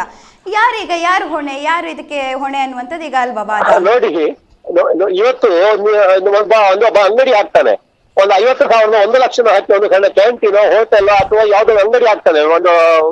ಅವ ಅಂಗಡಿ ಯಾಕೆ ಹಾಕ್ತಾನೆ? ಇವತ್ತು ಒಂದು 10 ಲಕ್ಷ ರೂಪಾಯಿ ಹಾಕಿ ಇನ್ವೆಸ್ಟ್ ಮಾಡಿದ್ರೆ ಬರುವ ವರ್ಷಕ್ಕೆ 25 ಲಕ್ಷ ಪ್ರಾಫಿಟ್ ತೆಗಿಬೇಕು. ಇವತ್ತು ರಾಜಕಾರಣಿಗಳು ಕೂಡ ಇವತ್ತು ಕೋಟ್ಯಾಂತರ ರೂಪಾಯಿ ಬಂಡವಾಳವನ್ನು ಹಾಕಿ ಬಂದಿದ್ದಾರೆ. ಅಲ್ಲಿ ವಿಧಾನಸಭೆಗೆ ಬಂದಿದ್ದಾರೆ, ಕೋಟ್ಯಾಂತರ ರೂಪಾಯಿ ಬಂಡವಾಳ ಹಾಕಿ. ಅವರಿಗೆ ಬೇಕಾಗಿದ್ದು ಅವರ ಬಂಡವಾಳಕ್ಕೆ ಇವತ್ತು ಚುನಾವಣೆಗೆ ಮೊದಲು 2 ಕೋಟಿ ಡಿಕ್ಲೇರ್ ಮಾಡಿದವ 5 ವರ್ಷದೊಳಗೆ 20 ಕೋಟಿ, ಇನ್ನೊಂದು 10 ವರ್ಷದೊಳಗೆ 200 ಕೋಟಿ ಅವ ಡಿಕ್ಲೇರ್ ಮಾಡ್ಕೊಳ್ಲಿಕ್ಕೆ ಜನರ ತೆರಿಗೆಯನ್ನು ಲೂಟಿ ಮಾಡ್ಲಿಕ್ಕೆ ಅವ ಬಂದವ ಬಿಟ್ಟರೆ ದೇಶದ ರಕ್ಷಣೆಗೆ, ಪರಿಸರದ ರಕ್ಷಣೆಗೆ ಬಂದವರಲ್ಲ. ಇದಕ್ಕೆ ಜನರೇ ಎಚ್ಚೆತ್ತುಕೊಳ್ಬೇಕು. ಹೌದು ಹೌದು. ಇವತ್ತು ಪಶ್ಚಿಮ ಘಟ್ಟಗಳ ಇನ್ನು ನೆಕ್ಸ್ಟ್ ಏನ್ ಮಾಡ್ತಾರೆ? ಇವರಿಗೆ ನೆರೆ ಬಂದ್ರು ಪರಿಹಾರ, ಬರ ಬಂದ್ರು ಪರಿಹಾರ, ಅದರಲ್ಲಿ ಕಮಿಷನ್. ಇವತ್ತು ನೋಡಿ, ಇವತ್ತು ನಮ್ಮ ವಾಲ್ಮೀಕಿ ನಿಗಮದಲ್ಲಿ ಸಿಕ್ಕಿ ಬಿದ್ದಿದ್ದು 180 ಕೋಟಿ ರೂಪಾಯಿ ಹೇಗೆ ತಿಂದು ಅಂತ ಗೊತ್ತಾಗುತ್ತೆ. ಇದು ಒಂದು ನಿಗಮ ಅಲ್ಲ, 60 ನಿಗಮ ಮಂಡಳಿಗಳಲ್ಲೂ ತಿಂತಾರೆ. ಒಂದೊಂದು ನಿಗಮ ಮಂಡಳಿಯಲ್ಲಿ 200 ಕೋಟಿ ಹೊಡೆದ್ರೆ ಒಬ್ಬೊಬ್ಬ MLA, ಒಬ್ಬೊಬ್ಬ MP ಎಷ್ಟೆಷ್ಟು ಸಾವಿರಾರು ಕೋಟಿ ಹೊಡಿತಾರೆ, ತಿಂತಾರೆ ಇವರು. ಇದೆಲ್ಲ ಪಬ್ಲಿಕ್ ಟ್ಯಾಕ್ಸ್ ಪೇಡ್ ಬನ್ನಿ ಅಲ್ವಾ? ಇವರಿಗೆ ಇನ್ನು ನೆಕ್ಸ್ಟ್ ಯೋಜನೆ ಇವ್ರದ್ದು ಹೇಗೆ ಹೇಳಿದ್ರೆ, ಇವತ್ತು ರಸ್ತೆ ಸೈಡ್ ಅಲ್ಲಿ ಒಳ್ಳೆ ಒಂದು ಬೀಟಾ ಮರ, ಸಾಗೋಯಿ ಮರವನ್ನು ನೋಡಿದ್ರೆ ಅದನ್ನ ಅಪಾಯಕಾರಿ ಮರ ಅಂತ ಒಂದು ಶರ ಬರೆದು ಮರವನ್ನು ಕಡ್ದು ಟಿಂಬರ್ ಮಾಡಿ ಮಾರ್ಕೊಳ್ತಾರೆ. ಹೇಗೆ ಮುಂದಿನ ದಿನಗಳಲ್ಲಿ ಒಂದೊಂದು ಪರ್ವತವನ್ನು ಇವರು ಹೇಗೆ ಘಾಸಿ ಮಾಡಿ ಎತ್ತಿನ ಹೊಳೆ ಯೋಜನೆ ತರ ಅಗ್ದು ಬಗ್ದು ಡ್ಯಾಮ್ ಇದ್ದಾರೆ.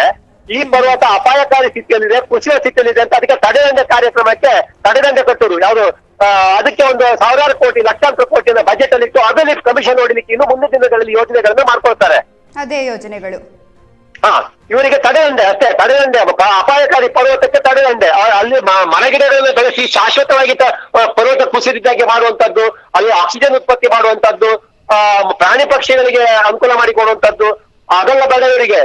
ಇವರಿಗೆ ಯೋಜನೆಗಳು ಬೇಕು, ಕೋಟ್ಯಾಂತರ ರೂಪಾಯಿ ಆದಾಯ ತರತಕ್ಕಂತ, ಕಮಿಷನ್ ಹೊಡಿತಕ್ಕಂತ ಯೋಜನೆಗಳು ಬೇಕು ಇವರಿಗೆ ಅಷ್ಟೇ.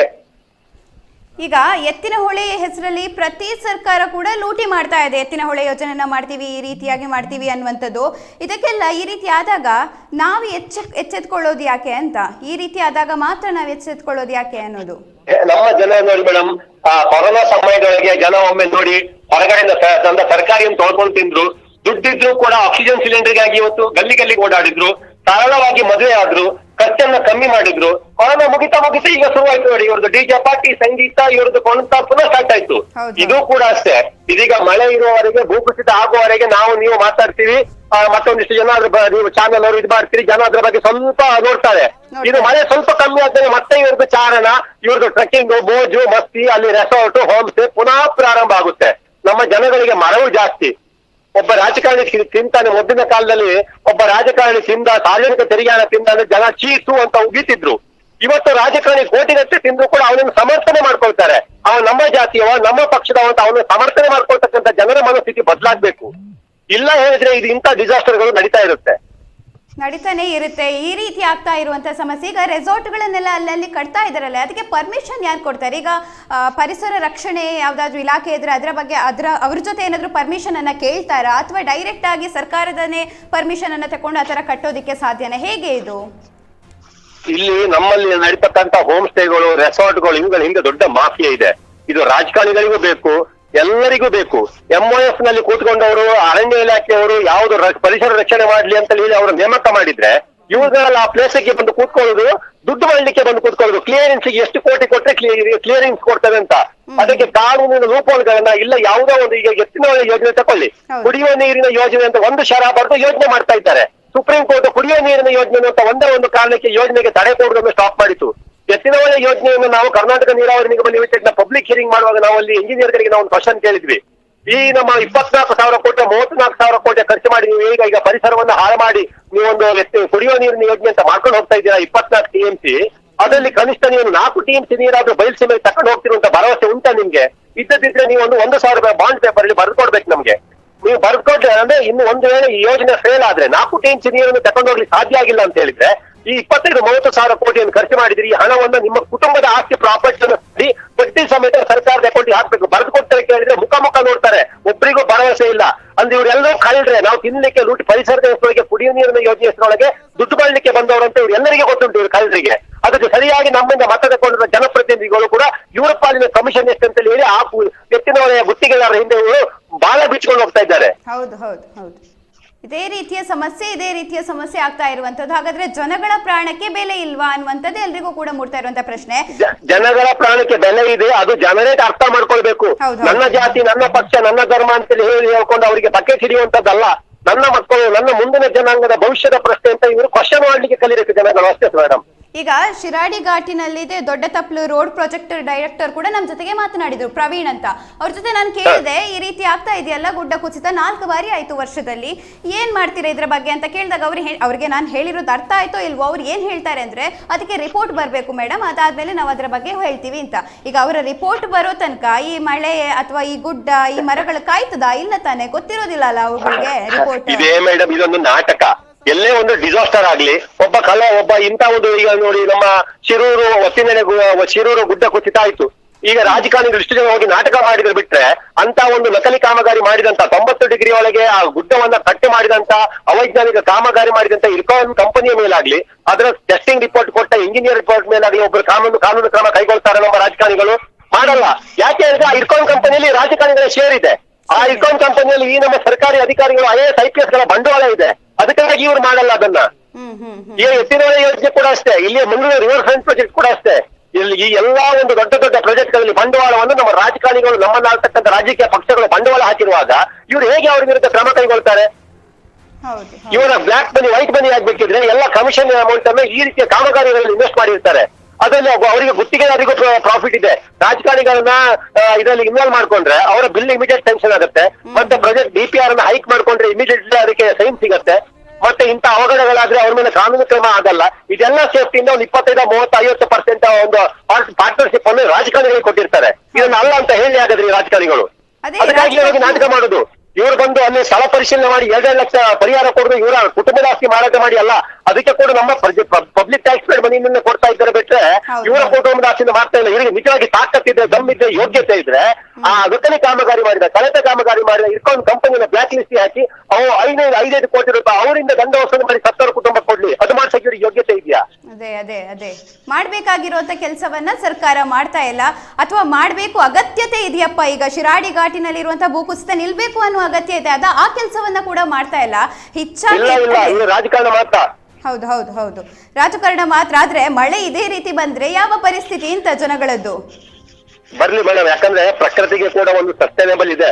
ನಾವು ಭೂಮಿಯನ್ನ ಭೂಮಿ ತಾಯಿ ಅಂತ ಕರಿತೀವಿ. ನಮ್ಮ ಒಂದು ತಾಯಿ ಮಗು ಎಷ್ಟು ಉಪದ್ರ ಮಾಡಿ ಸಹಿಸ್ಕೊಂಡಾಳು. ಮಗು ಚೂಡ್ತದೆ, ಕಚ್ತದೆ, ಹೊಡಿತದೆ, ಎಲ್ಲ ಮಾಡ್ತಾ ಸಹಿಸ್ಕೊಂಡಾಳು. ಆದ್ರೆ ತಾಯಿಯ ಹೊಟ್ಟೆಗೆ ಚೂರಿ ಹಾಕಿ ಕರಳನ್ನು ಬಗ್ದು ಅಲ್ಲಿ ಬ್ಲಾಸ್ಟ್ ಮಾಡ್ಲಿಕ್ಕೆ ಪಟಾಕಿ ಇಡುವಾಗ ತಾಯಿ ಸಹಿಸ್ಕೊಳ್ತಾಳ. ಏಟ್ ಹೊಡಿತಾಳೆ ತಾಯಿ. ಇದು ಏಟ್ ಹೊಡಿತಾ ಉಂಟು ಅಷ್ಟೇ ಪ್ರಕೃತಿ. ಭೂಮಿ ತಾಯಿಯೋ ಅಥವಾ ಭಾರತ ಮಾತೆ ಅಂತ ನಾವು ಭೂಪಟವನ್ನು ಪೂಜೆ ಮಾಡುವಂತದ್ದಲ್ಲ. ನಮ್ಮ ಭಾರತ ಮಾತೆ ಅಂದ್ರೆ ಭಾರತದಲ್ಲಿ ವಾಸ ಮಾಡ್ತಕ್ಕಂತ ಪ್ರತಿಯೊಂದು ಜೀವ ಸಂಕುಲದಿಂದ ಹಿಡಿದು, ಜನರಿಂದ ಹಿಡಿದು, ಇದರ ಭೌಗೋಳಿಕತೆ, ಪ್ರಾಕೃತಿಕತೆ ಭಾರತದ ಮಾತೆ. ಬರೇ ಭಾರತದ ಭೂಪಟ ಇಟ್ಕೊಂಡು ನಮಸ್ತೆ ಸದಾವತ್ಸಲೆ ಮಾತೃ ಭೂಮಿ ಅಂತ ಹೇಳಿ ಭಜನೆ ಮಾಡುವಂತದ್ದಲ್ಲ. ಹೌದು ಇದು ಮಾಡ್ತಿರೋದು ಅದೇ ಮಾತ್ರ. ಇದರಲ್ಲಿ ಮನುಷ್ಯನ ಪಾತ್ರ ಕೂಡ ಇದೆ. ದುಡ್ಡಿನ ಆಸೆಗೋಸ್ಕರ ಅಥವಾ ಅಭಿವೃದ್ಧಿ ಅನ್ನೋದು ಅಂಧಕಾರವನ್ನ ತೋರಿಸೋದಕ್ಕೋಸ್ಕರ ಬೇರೆ ಬೇರೆ ಪ್ರಯತ್ನಗಳನ್ನ ಮಾಡುವಂತದ್ದು, ಭೂಮಿಯನ್ನ ನಾಶ ಮಾಡೋದು. ಹೌದು ಥ್ಯಾಂಕ್ ಯು ಸರ್ ನಿಮ್ಮೆಲ್ಲ ಮಾಹಿತಿಗಾಗಿ. ಅದೇ ಪ್ರಾಕೃತಿಕ ವಿಕೋಪ ಅನ್ನುವಂಥದ್ದು ಎಲ್ಲರೂ ಕೂಡ ಮಾಡ್ತಾ ಇರುವಂತಹ ವಾದ. ಆದರೆ ಎಲ್ರಿಗೂ ಕೂಡ ಕಣ್ಣಿಗೆ ಕಾಣುವಂತಹ ಸತ್ಯ ಅವೈಜ್ಞಾನಿಕ ಕಾಮಗಾರಿಯಿಂದಾಗಿರುವಂಥದ್ದು. ಖಾಸಗಿ ಕಂಪನಿಗೆ ಕೆಲಸ ಮಾಡಲಿಕ್ಕೆ ಹೇಳೋದ್ರಿಂದ ಈ ರೀತಿಯಾಗಿರುವಂತಹ ಕಾಮಗಾರಿ, ಕಳಪೆ ಕಾಮಗಾರಿ ನಡೀತಾ ಇದೆ ಅನ್ನುವಂಥದ್ದು ಕೂಡ ಸಾರ್ವಜನಿಕರು ಆರೋಪ ಮಾಡ್ತಾ ಇರುವಂಥದ್ದು. ರಾಜಕಾರಣಿಗಳು ಭೇಟಿ ಕೊಟ್ರಪ್ಪ, ಕುಮಾರಸ್ವಾಮಿ ಬಂದ್ರು, ರಾಜಣ್ಣ ಬಂದ್ರು, ಅಶೋಕ್ ಬಂದ್ರು, ಫೋಟೋ ತಕೊಂಡು ಹೋದ್ರು. ಏನ್ ಮಾಡಿದ್ರು? ಪರಿಹಾರ ಏನ್ ಸಿಕ್ತು? ಅವ್ರು ಬಂದ ಮೇಲೆ 2 ಬಾರಿ ಭೂಕುಸಿತ ಉಂಟಾಗಿದೆ. ವಾಪಸ್ ಅವ್ರು ಬಂದ ಮೇಲೆ ಕೂಡ ಭೂಕುಸಿತ. ಈಗ ವಾಪಸ್ ಬರೋದಾ, ಬಂದು ಫೋಟೋ ತಕೊಂಡು ಹೋಗೋದಾ, ಇದೇ ಕೆಲಸ ಮಾಡೋದಾ? ಇದೇ ರೀತಿ ಪ್ರಶ್ನೆಗಳು ಕೇಳುತ್ತೆ. ಯಾರು ಬಂದರೂ ಕೂಡ ಅದಕ್ಕೆ ಪರಿಹಾರಗಳು ಸಿಗ್ತಾ ಇಲ್ಲ, ಭೂಕುಸಿತ ಆಗ್ತಾನೆ ಇದೆ. ಸರಿ, ತಡೆಯುವಂಥ ಪ್ರಯತ್ನಗಳನ್ನ ಶೀಘ್ರವಾಗಿ ಮಾಡ್ಬೇಕಲ್ವಾ? ಯಾವ ರೀತಿಯ ಪರಿಸ್ಥಿತಿ, ಯಾವ ರೀತಿಯಾಗಿ ತಡಿಬಹುದು? ಸಂಚಾರಕ್ಕೆ ಅವಕಾಶ ಮಾಡ್ಕೊಡ್ಬಾರ್ದ ದೊಡ್ಡ ದೊಡ್ಡ ಗಾಡಿಗಳಿಗೆ? ಈ ರೀತಿಯಾಗಿ ಎಲ್ಲಾ ಕೂಡ ಪ್ರಶ್ನೆಗಳು ಬರ್ತಾ ಇದೆ. ಆದರೆ ಇದಕ್ಕೆ ಬೇಕಾಗಿರುವಂಥ ಸೂಕ್ತ ಕ್ರಮಗಳನ್ನ ಕೈಗೊಳ್ತಾ ಇಲ್ಲ.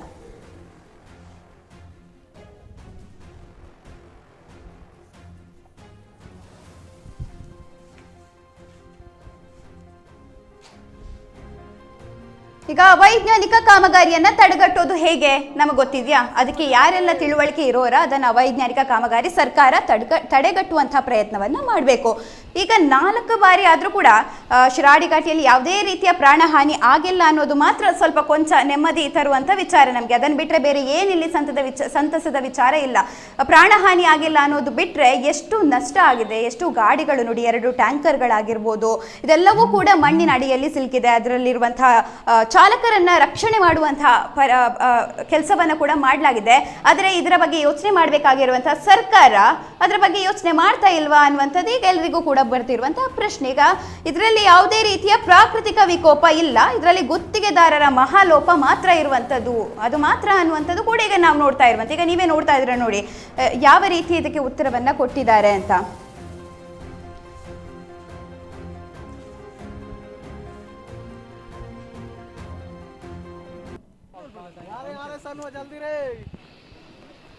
ಈಗ ನಮ್ಮ ಜೊತೆಗೆ ಎತ್ತಿನಹೊಳೆ ಹೋರಾಟ ಸಮಿತಿಯ ಸಂಚಾಲಕರಾಗಿರುವಂತಹ ದಿನಕರ್ ಶೆಟ್ಟಿ ಅವರಿದ್ದಾರೆ. ನೋಡಿ ಯಾವ ರೀತಿಯಾಗಿರುವಂತಹ ಸಮಸ್ಯೆ ಶಿರಾಡಿ ಘಾಟಿನಲ್ಲಿ, ನಿಮಗೂ ಕೂಡ ಈಗಾಗಲೇ ಸುದ್ದಿ ನೋಡಿ ತಿಳಿದು ಬಂದಿರುತ್ತೆ ಈ ರೀತಿಯ ಸಮಸ್ಯೆ ಆಗಿದೆ. ಏನ್ ಮಾಡ್ಬೇಕು, ಯಾವ ರೀತಿಯ ಸೂಕ್ತ ಕ್ರಮ ಇದಕ್ಕೆ ಕೈಗೊಳ್ಳಬೇಕಾಗಿತ್ತು ಸರ್ಕಾರ? ಸರ್ ಕೇಳಿಸ್ತಾ ಇದೆಯಾ? ಹಲೋ, ಹಾ ಕೇಳಿಸ್ತಾ ಇದೆ ಸರ್. ಸೂಕ್ತ ಕ್ರಮ ಕೈಗೊಳ್ಳುವ ಒಂದು ಪ್ರಮೇಯ ಯಾಕೆ ಬಂದಿದೆ ಅನ್ನೋದು ಮುಖ್ಯ ಇಲ್ಲಿ.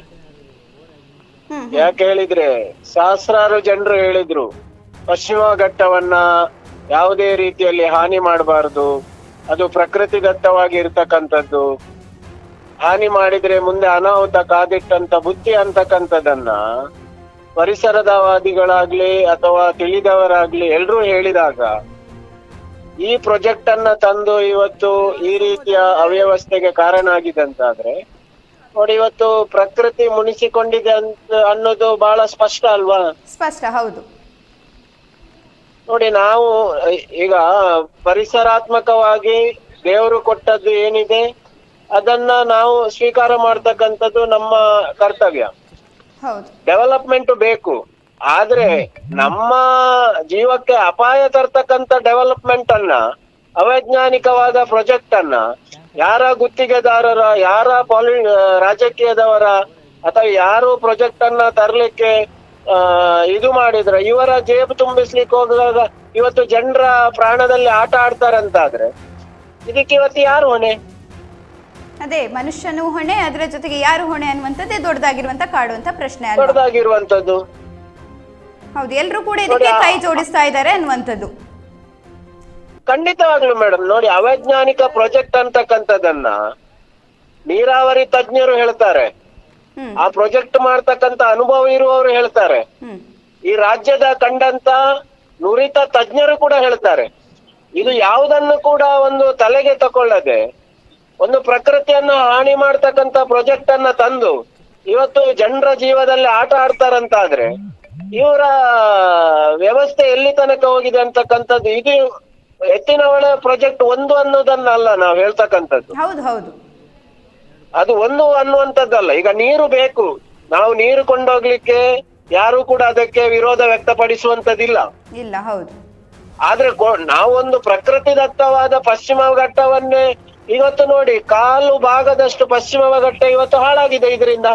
ಹೌದು, ಎಷ್ಟು ದೊಡ್ಡ ಕೊಳವೆ ಬಾವಿಯನ್ನ ಕೊಂಡೋಗಿದ್ದಾರೆ, ಗುಂಡಿಗಳನ್ನ ತೆಗೆದಿದ್ದಾರೆ, ಅಗ್ದಿದ್ದಾರೆ. ಈಗ ಬೇರೆ ಕಡೆಗೆ ನೀರು ಹೋಯ್ತಾ? ನೀರು ಕೊಟ್ರ ಜನರಿಗೆ? ನೀರು ಪ್ರಕೃತಿದತ್ತವಾಗಿ ದೇವರು ಕೊಡ್ತಾರೆ. ಹೌದು, ದೇವರು ಕೊಟ್ಟ ನೀರನ್ನ ಉಳಿಸ್ಕೊಳ್ಳುವಂತ ಪ್ರಾಜೆಕ್ಟ್ ನಮ್ಮಲ್ಲಿಲ್ಲ. ನಾವು ಇನ್ನೇನೋ ಫೋರ್ಸೆಬ್ಲಿ ಮಾಡಿ ನಾವು ಮೇಲೆ ಕೊಂಡೋಗ್ತೇವೆ, ಕೆಳಗೆ ತರ್ತೇವೆ ಅಂತಕ್ಕಂಥದನ್ನ ಅವೈಜ್ಞಾನಿಕ ಪ್ರಾಜೆಕ್ಟ್ ಅನ್ನ ಇಟ್ಟುಕೊಂಡು ಅಧಿಕಾರಿಗಳು ಕೆಲಸ ಮಾಡ್ತಾರಂತಾದ್ರೆ ಇವತ್ತು ಯಾರ ಉದ್ದೇಶಕ್ಕೋಸ್ಕರ ಈ ಪ್ರಾಜೆಕ್ಟ್ ತಂದಿರುವಂತದ್ದು? ಇವತ್ತು ರೋಡ್ಗಳು ಕುಸಿತವಾಗುವಂತದ್ದು, ಗುಡ್ಡೆ ಕುಸಿತ ಆಗುವಂತದ್ದು. ನಾವು ಯಾವುದು ಕೂಡ ಬ್ಯಾಲೆನ್ಸಿಂಗ್ ಅಲ್ಲಿ ಇರುತ್ತೆ, ಗುಡ್ಡ ಪ್ರದೇಶ ಆಗ್ಲಿ ಅಥವಾ ಪಶ್ಚಿಮ ಘಟ್ಟ ಆಗ್ಲಿ ಯಾವುದೇ ಆಗ್ಲಿ ಒಂದು ಬ್ಯಾಲೆನ್ಸ್ ಅನ್ನೋದು ಇರುತ್ತೆ ಮೇಡಮ್. ನಾವು ಅದಕ್ಕೆ ಬುಡಕ್ಕೆ ಕೊಡಲಿ ಹಾಕಿ ನಾವೇನೋ ಮಾಡಿದ್ದೇವೆ, ಇದು ಏನು ಆಗುದಿಲ್ಲ ಅಂತಕ್ಕಂತ ಒಂದು ಇದ್ರಲ್ಲಿ ಇದ್ದಾಗ ಈ ರೀತಿಯ ಅನಿಷ್ಟಗಳು, ಈ ರೀತಿಯ ಒಂದು ವ್ಯವಸ್ಥೆಗಳಾಗಿ ಹೋಗಿದೆ. ಹೌದು ಹೌದು, ಆದ್ರೆ ಹಾರಿಕೆಯ ಉತ್ತರ ಏನಿರುತ್ತೆ ಅಂದ್ರೆ ಮಳೆ ಜೋರಿದೆ, ಮಳೆಯಿಂದ ಏನ್ ಮಾಡಕ್ಕೂ ಆಗೋದಿಲ್ಲ ಅನ್ನುವಂಥದ್ದು ಹಾರಿಕೆಯ ನೋಡಿ, ಉತ್ತರ. ಮಳೆ ಬರುವುದು ಇದು ಪ್ರಥಮ ಅಲ್ಲ ಮೇಡಮ್. ಹೌದು ಹೌದು ಹೌದು. ಪ್ರತಿ ವರ್ಷ ಮಳೆ ಬರುತ್ತೆ. ಅನೇಕ ವರ್ಷದ ಹಿಂದೆ ಕೂಡ ಪ್ರವಾಹ ಬಂದಿದೆ. ಈ ರೀತಿಯ ಮಳೆ ಬರುವುದು ಮೊದಲೇನಲ್ಲ, ಮುಂದೆಯೂ ಬಂದಿದೆ. ಇನ್ನು ಇಷ್ಟು ಸಮಯದಲ್ಲಿ ಯಾಕೆ ಇದು ಈ ಪ್ರಮಾಣದಲ್ಲಿ ಕುಸಿತ ಕಾಣ್ಲಿಲ್ಲ? ಹೌದು, ಇದು ವಿಚಾರ. ಯಾಕೆ ಕುಸಿತ ಕಾಣ್ಲಿಲ್ಲ? ಯಾಕೆ ಹೇಳಿದ್ರೆ ಇವರು ಪಶ್ಚಿಮ ಘಟ್ಟವನ್ನು ಹಾಳು ಮಾಡಿದ್ದಾರೆ. ಇವರಿಗೆ ಪ್ರಾಣಿಗಳ ಬಗ್ಗೆ ದಯೆ ಇಲ್ಲ, ಇವರಿಗೆ ಜನರ ಜೀವದ ಬಗ್ಗೆ ಇದಿಲ್ಲ. ಇವರು ಒಟ್ಟು ಒಂದು ಪ್ರಾಜೆಕ್ಟ್ ತರಬೇಕು, ಯಾರಿಗೋಸ್ಕರ ಯಾರಿಗೆ ತಿನ್ಲಿಕ್ಕೆ? 4 ದಿವಸದ ಬಾಳ್ವೆಗೆ ಇವರು ಯಾರಿಗೆ, ಯಾರ ಮಕ್ಕಳಿಗೆ, ಯಾವ ಪೀಳಿಗೆಗೆ ತಿನ್ಲಿಕ್ಕೋಸ್ಕರ ಮಾಡುವಂತದ್ದು. ಹೌದು, ಇವತ್ತು ಆಲೋಚನೆ ಮಾಡ್ಬೇಕಾದದ್ದು ಅದು. ಇವತ್ತು ಈ ರೀತಿಯ ಘಟನೆ ಆದಾಗ ತುಂಬಾ ಬೇಜಾರಾಗುತ್ತೆ ಮೇಡಮ್. ಎಷ್ಟೋ ಜೀವಗಳು ಹೋಯ್ತು, ಎಷ್ಟೋ ಮನೆಗಳು ಹೋಯ್ತು, ಎಷ್ಟೋ ಬಾಳು ಹೋಯ್ತು. ಹೌದು ಹೌದು. ಇದನ್ನೆಲ್ಲ ಆಲೋಚನೆ ಮಾಡ್ಬೇಕಲ್ಲ, ಸರ್ಕಾರ ಆಗ್ಲಿ ಯಾರೇ ಆಗ್ಲಿ ಒಂದು ಆಲೋಚನೆ ಮಾಡ್ತಕ್ಕಂತ ವಿಷಯ ಬೇಕು. ಹೌದು, ಆಲೋಚನೆಯನ್ನ ಮಾಡ್ತಾ ಇಲ್ಲ. ಯಾಕಂತ ಹೇಳಿದ್ರೆ ಹಣ ಮಾತ್ರ ಮುಖ್ಯ ಅನ್ಸ್ತಾ ಇದೆ ಅನ್ನುವಂಥದ್ದು. ಬೇರೆ ಬೇರೆ ಇವತ್ತು ಹಣ ಮಾಡುದೇ ಮುಖ್ಯ ಅಂತ ಆದ್ರೆ ನಾವು ಏನು ಮಾಡ್ಬೋದಂತ. ಇವತ್ತು ನೋಡಿ, ಗ್ರೀನ್ ಟ್ರಿಬ್ಯುನಲ್ ಇದೆ ಮೇಡಮ್ ಡೆಲ್ಲಿಯಲ್ಲಿ. ಇದ್ರಲ್ಲಿ ಕೆಲವು ಕೇಸಸ್ ಅಲ್ಲಿ ಗೈಡ್ಲೈನ್ಸ್ ಕೊಟ್ಟಿದ್ದಾರೆ, ಯಾವ್ದು ಮಾಡ್ಬೇಕಾದ್ರೂ ಏನು ಮಾಡ್ಬೇಕನ್ನುವಂಥದ್ದು. ಇವತ್ತು ರಸ್ತೆ ಬದಿಯಲ್ಲಿ ಇರ್ತಕ್ಕಂಥ ಎಲ್ಲ ಮರ ಕಡ್ಕೊಂಡು ಹೋಗ್ತಾರೆ. ಎಷ್ಟು ಮರ ಕಡಿತೇವೆ ಅದಕ್ಕೆ 10% ಆದ್ರೂ ಮರ ನಡ್ಬೇಕಂತಕ್ಕಂಥ ರೂಲ್ಸ್ ಗಳಿದೆ. ಒಂದು ಪಶ್ಚಿಮ ಘಟ್ಟದಲ್ಲಿ ಹೋಗಬೇಕಾದ್ರೆ ಅದನ್ನು ಅಷ್ಟು ಅಪ್ರೂವಲ್ ತಗೊಳ್ಬೇಕು. ಇವರು DP ತಯಾರಿಸ್ತಾರೆ, ಇವರೇ ಅಪ್ರೂವಲ್ ಮಾಡಿಕೊಳ್ತಾರೆ, ಇವರೇ ತೋರಿಸ್ತಾರೆ. ಜನರ ವಿರೋಧಕ್ಕೆ ಒಂದು ಕಿಂಚಿತ್ತಿನ ಒಂದು ಬೆಲೆ ಇಲ್ಲ. ಎತ್ತಿನ ಹೊಳೆ ಪ್ರಾಜೆಕ್ಟ್ ನಿಲ್ಲಿಸ್ಲಿಕ್ಕೋಸ್ಕರ ಮೇಡಮ್ ನಾನ್ ನಿಮ್ಗೆ ಸಾರ್ವಜನಿಕರಿಗೆ ಗೊತ್ತಾಗ್ಬೇಕಂತ ಹೇಳುದು, ಈಗಿರುವ MP ಗಳು, ಮೊದಲಿದ್ದ MP ಅವರಾಗ್ಲಿ, ಕೆಲವು MLA ಇವತ್ತು ನೇತ್ರಾವತಿ ಹೆಸರಲ್ಲಿ ಬಂದಿರತಕ್ಕಂಥವರು ಬಂದು ಅಧಿಕಾರಕ್ಕೆ ಬಂದ ನಂತರ ಅದರ ಬಗ್ಗೆ ಒಂದು ಮಾತು, ಈ ಪ್ರಾಜೆಕ್ಟ್ ಬೇಡ, ಪರಿಸರ ಹಾಳಾಗ್ತದಂತಕ್ಕಂಥ ಒಂದು ಮಾತನ್ನ ಹೇಳಿದ್ರೆ ಇವತ್ತು ನಾವು ಕರಾವಳಿ ಭಾಗದ ರಾಜಕೀಯ ನಾಯಕರನ್ನ ನಾವು ಮೆಚ್ಚಿಕೊಳ್ಬಹುದಿತ್ತು ಅಲ್ವಾ. ಯಾರು ಮಾಡಿದ್ರು ಎಲ್ಲಾ ಪಾರ್ಟಿ, ಆ ಪಾರ್ಟಿ ಈ ಪಾರ್ಟಿ ಅಂತ ಹೇಳುವಂತದ್ದಲ್ಲ.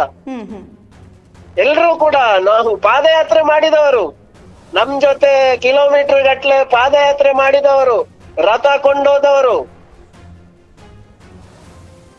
ಕೊನೆಗೆ ಇವರು ಅಧಿಕಾರಕ್ಕೆ ಬಂದ ಮೇಲೆ ಅದೇ ಪ್ರಾಜೆಕ್ಟಿಗೆ ಸಪೋರ್ಟ್ ಮಾಡಿದ್ರಲ್ಲ ಮೇಡಮ್. ಹೌದು ಹೌದು. ಇವತ್ತು ಜನರ ಜೀವಕ್ಕೆ ಯಾರು ರಕ್ಷಣೆ ಕೊಡ್ತಕ್ಕಂಥದ್ದು? ಹೌದು ಹೌದು ಹೌದು. ಇದೆಲ್ಲ ದೇವರ ಬುಡದಲ್ಲಿ ಹೊಂಡ ಮಾಡಿ ನಾನು ಜೀವನ ಮಾಡ್ತಕ್ಕನ್ನುವ ಪ್ರಮೇಯ ಮನುಷ್ಯನಿಗೆ ಯಾವಾಗ ದುರಾಸೆ ಬರುತ್ತೋ, ಇಂಥ ಪ್ರಕೃತಿ ದತ್ತವಾದ ಹಾನಿ, ಇಂಥ ಘಟನೆಗಳು ಖಂಡಿತವಾಗ್ಲೂ ನಡೀತದೆ ಮೇಡಮ್. ಇದು ಖಂಡಿತ ಸರ್. ಥ್ಯಾಂಕ್ ಯು ನಿಮ್ಮೆಲ್ಲ ಮಾಹಿತಿಗಾಗಿ.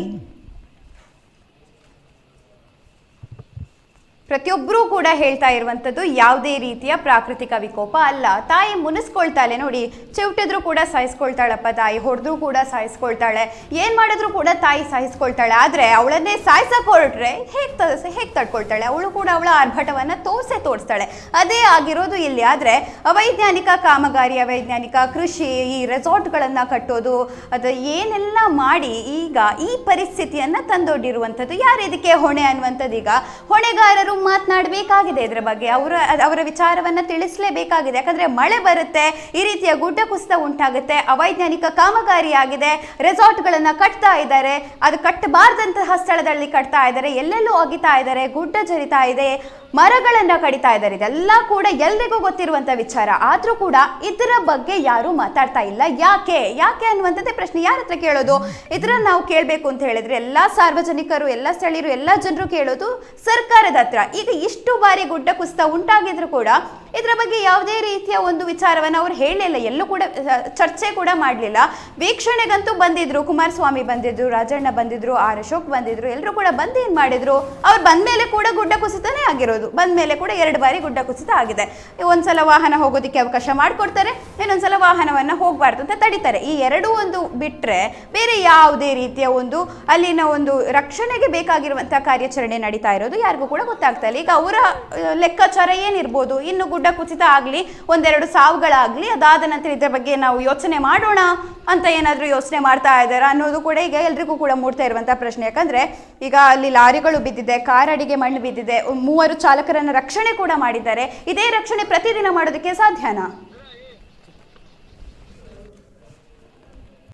ಸತ್ಯ, ಸ್ಪಷ್ಟ, ನೇರ ಸುದ್ದಿಯೊಂದಿಗೆ U+ TV.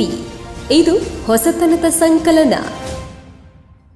ಬೆನಕ ಹಾಸ್ಪಿಟಲ್ ಕಳೆದ 18 ವರ್ಷಗಳಿಂದ ಬೆಳ್ತಂಗಡಿ ತಾಲೂಕಿನಲ್ಲಿ ಉತ್ಕೃಷ್ಟ ಸೇವೆ ಸಲ್ಲಿಸುತ್ತಿರುವ ಉಜಿರೆಯ ಬೆನಕ ಹೆಲ್ತ್ ಸೆಂಟರ್ ನುರಿತ ತಜ್ಞರು ಹಾಗೂ ಅತ್ಯಾಧುನಿಕ ಸವಲತ್ತುಗಳೊಂದಿಗೆ ಮಲ್ಟಿ ಸ್ಪೆಷಾಲಿಟಿ ಹಾಸ್ಪಿಟಲ್.